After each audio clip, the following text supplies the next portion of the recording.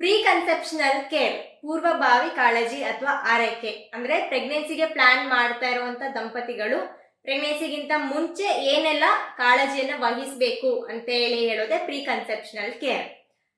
ಅದರಲ್ಲಿ ಯಾವ ರೀತಿಯಾದ ಆಹಾರ ಪದ್ಧತಿಯನ್ನ ಇಬ್ರು ಫಾಲೋ ಮಾಡಬೇಕು ಅಂತ ಹೇಳಿ ಇವತ್ತಿನ ಸಂಚಿಕೆಯಲ್ಲಿ ನೋಡೋಣ. ನಾನು ನಿಮ್ಮ ಡಾಕ್ಟರ್ ಅಮೃತ, ಬೆಸ್ಟ್ ಆಯುರ್ವೇದ ಫರ್ಟಿಲಿಟಿ ಕೇಂದ್ರ, ಜೀವೋತ್ತಮ ಹೆಲ್ತ್, HSR ಲೇಔಟ್, ಬೆಂಗಳೂರು. ಆಹಾರದಲ್ಲಿ ಏನನ್ನ ಅವಾಯ್ಡ್ ಮಾಡಬೇಕು ಅಂತೇಳಿ ಹೇಳಿದ್ರೆ ಮೊದಲಿಗೆ ಬರೋದೆ ಜಂಕ್ ಫುಡ್ಸ್ಗಳು. ಹಾಗೆ fast foods, packed and process foods ಇರ್ಬೋದು, ರೆಫ್ರಿಜರೇಟೆಡ್ ಫುಡ್ಸ್ ಆಗಲಿ, ಕೋಲ್ಡ್ ಐಟಮ್ಸ್ ಆಗಲಿ, ಅಥವಾ ಮನೆಯಲ್ಲೇ ಅಡುಗೆ ಮಾಡಿ ಫ್ರಿಡ್ಜಲ್ಲಿ ಇಟ್ಟು ತಿನ್ನೋವಂಥದ್ದು, ತರಕಾರಿ ಹಣ್ಣುಗಳನ್ನೆಲ್ಲ ಫ್ರಿಡ್ಜಲ್ಲಿ ಬಹಳ ದಿನ ಇಟ್ಟು ತಿನ್ನೋದು, ಈ ರೀತಿಯಾದ ಆಹಾರಗಳನ್ನು ಅವಾಯ್ಡ್ ಮಾಡಬೇಕು. ಬೇಕರಿ ಪ್ರಾಡಕ್ಟ್ಸ್ ಇರ್ಬೋದು ಅಥವಾ ಮೈದಾ ಪದಾರ್ಥಗಳು, ಮೈದಾನಿಂದ ಮಾಡಿರುವಂಥ ಬ್ರೆಡ್ಗಳು, ಬಿಸ್ಕೆಟ್ಸ್ಗಳು, ಪಿಜ್ಜಾ, ಬರ್ಗರ್ಸು, ಹಾಗೆ ಅತಿಯಾಗಿ ನಾನ್ ವೆಜ್ ಸೇವನೆ ಮಾಡುವಂಥದ್ದು ಅಥವಾ ಅತಿಯಾಗಿ ಉಪ್ಪು ಹುಳಿ ಖಾರ ಹೆಚ್ಚಾಗಿ ತಿನ್ನೋದು, ಈ ತರದ ಆಹಾರದ ಅಭ್ಯಾಸಗಳನ್ನ ಅವಾಯ್ಡ್ ಮಾಡೋದು ಒಳ್ಳೆಯದು. ಇನ್ನು ಯಾವ ರೀತಿಯಾದ ಆಹಾರನ ಹೆಚ್ಚಾಗಿ ಸೇವನೆ ಮಾಡಬೇಕು ಅಂತೇಳಿ ಹೇಳಿದ್ರೆ ಸಾತ್ವಿಕ ಆಹಾರನ ಅಳವಡಿಸ್ಕೊಂಡ್ರೆ ಒಳ್ಳೆಯದು.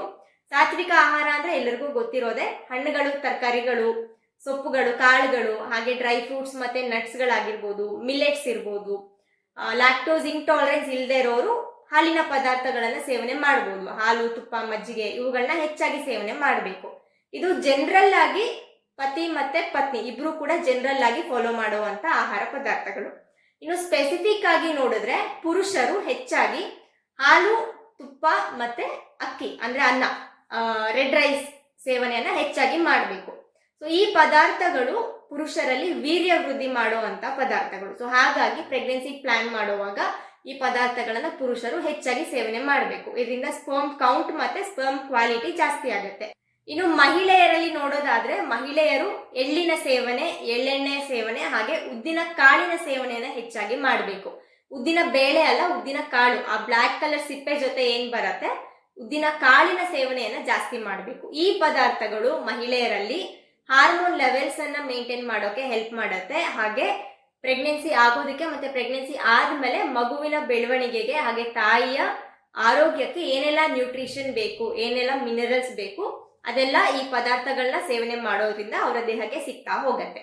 ಸೊ ಈ ರೀತಿಯಾದ ಪದಾರ್ಥಗಳನ್ನ ಹೆಚ್ಚಾಗಿ ಸೇವನೆ ಮಾಡಿ ಈ ರೀತಿಯಾದ ಆಹಾರ ಪದ್ಧತಿಯನ್ನ ಅಳವಡಿಸ್ಕೊಂತ ಬಂದ್ರೆ ಪ್ರೆಗ್ನೆನ್ಸಿಗೂ ಒಳ್ಳೆಯದು, ಹಾಗೆ ನಿಮ್ಮ ಆರೋಗ್ಯಕ್ಕೆ ಯಾವಾಗ್ಲೂ ಕೂಡ ಒಳ್ಳೆಯದು.